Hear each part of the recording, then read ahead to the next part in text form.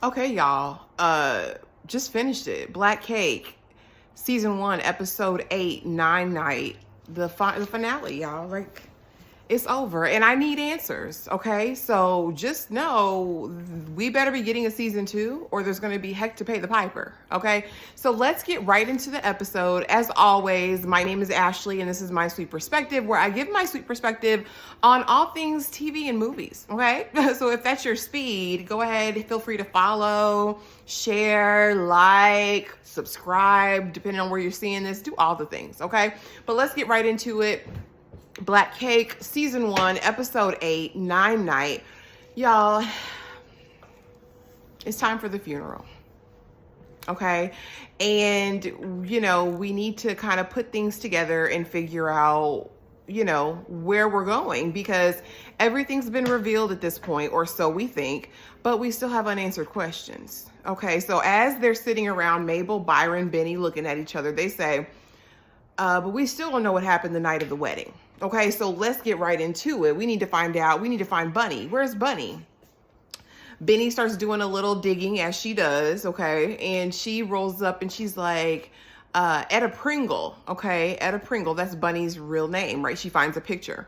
And she kind of looks her up and she's like, oh my goodness, this was the first Black woman to swim the English Channel, very accomplished, but this is also Bunny, okay? And so she just happens to be doing a book signing in California because Benny and Byron, honey, they pop up. They show up at the book signing with the picture, and immediately Bunny, played by CCH Pounder, because iconic, okay? And she's like, no, I ain't got nothing to say. She said, well, there's this thumb drive. She left a message on it for you. Okay. She, Auntie Bunny is like, no, thank you for lunch. I'll see y'all later. So she goes out, she's on the train, and we see her listening to it. And of course, Benny doesn't want to let it go. Byron's like, we have to, right? They invited her to the funeral. She may or may not come. So they are like, we need to go to the funeral. As they're walking in, Byron, Bunny says to Byron, are you going to stick with the same eulogy that you had written out from before? And he's like, yeah, this isn't the time to expose deep, dark family truths. This is just the time to, stick with the story, basically. And she's like, well, what about Mabel? He's like, that would blow up her entire life. You know what I mean? And my thought in this situation was, maybe we could have asked Mabel if she wanted to be listed or identified or even acknowledged, right? And so then we kind of see them, Benny goes in, she sits in the back row because it's an open casket. Mind you, I don't know why they waited 90 days, maybe for all of the recordings to play out, but I don't know how they preserved her, my good sis, for that long. And then they had an open casket. And I was like, oh, okay. And so Benny's in the back of the church. We see Mabel enter, but while Byron is outside, he bumps into, oh girl, what's her name? Lynette. Forgive me. She's not a memorable character to me because she's very annoying, but his girlfriend. And so she's like, I loved your mom, Miss Eleanor. I was definitely going to be here. And he's like, but where are we at? And she's like, this isn't the time or place for that, Byron. I just came to see, your mom. I just came for the funeral to show my respect. And he's like, no, I need an answer. And she's like, I'm pregnant. And he's excited, he's like, this is what we were building towards, this is what we were working towards. I loved you. I wanted this life. And she's like, I don't know if I want this baby. He's like, do you not know if you want the baby, or you just don't know if you want it with me? And she's like, I don't know. And I told y'all from the beginning, she wasn't about Byron. When she said, because he didn't stand up for himself on the job, that she couldn't stand beside him, I felt like that was poppycock and dribble. Okay. That was a good man, Savannah.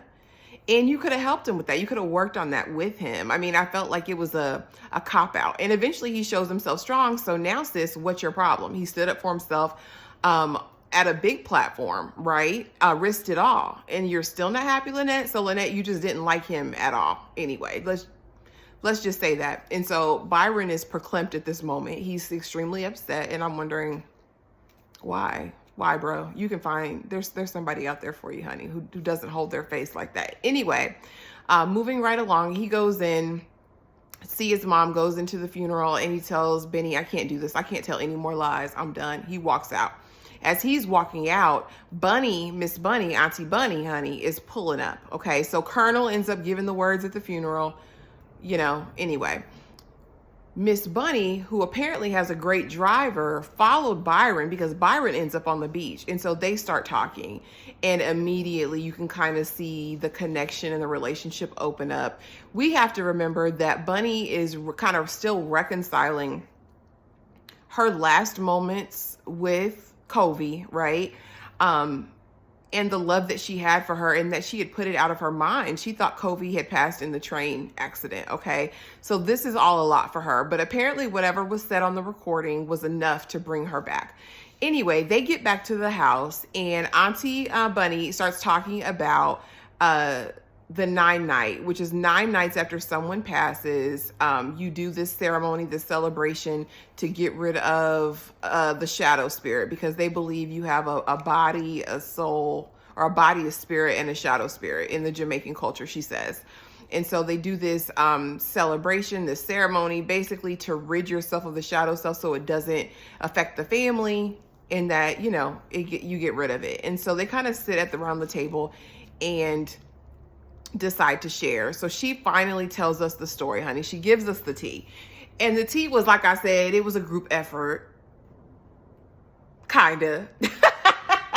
Meaning there were multiple people that participated in it. So we find out that Auntie Pearl was actually making a concoction to take him out, but her plan was during the honeymooner at night, they were going to have a complimentary glass of champagne sent to the room. He was going to drink it, croak up there.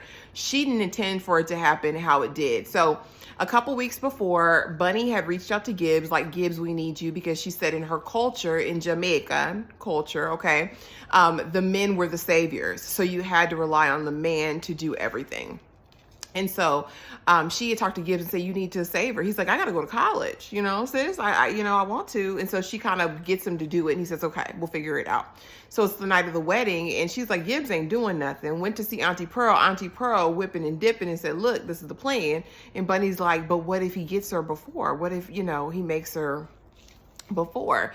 And so she's like, that's not going to work. So, honey, Bunny took it into her own hands, honey. She snatched his little glass of champagne, went to the kitchen, had the little vial, poured it in, baby. She said, if you look innocent, you can get away with anything. And that's exactly what happened. She said after it happened, she put it behind her. Covey couldn't know anything. So Covey was actually innocent in it. But we see later on she deduced what happened, which is why she never reconnected with Bunny after all was said and done, because she wanted to protect her, you know, which is kind of tragic. And so that's what happened with that. Now, Mabel still has secrets, but she said she wasn't ready to disclose her secrets.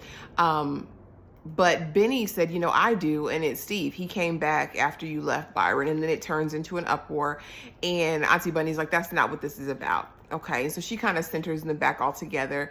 And now, you know, what's left, right? And I'm thinking, okay, but we still don't know what happened to Grandma Matilda, Covey's mama, okay?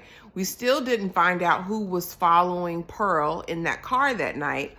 We still don't know what the real deal is with Mabel's baby daddy, okay? So, I mean, these are all the questions. After that, Benny goes and she's like, she's gonna go back into her music bag. She starts recording, honey, and I don't know where they picked that song from. Somebody put it in the comments below if it has some sort of historical significance or reference, because I don't know if it was the arrangement. Didn't do it for me. Mabel gets back home and she's kind of seeing things out. Again, I feel unresolved and I need resolution. But you guys, overall, this was a really great season, a really great show with tons of twists, turns, all the things. You guys let me know in the comments below what your thoughts were for this finale episode. And do you think we're going to get a season 2? I haven't read any articles yet. So let me know in the comments below. And y'all, if you're still here, thank you so much for watching. Please be sure to like, comment, and subscribe. And as always, I'll see y'all in the next video.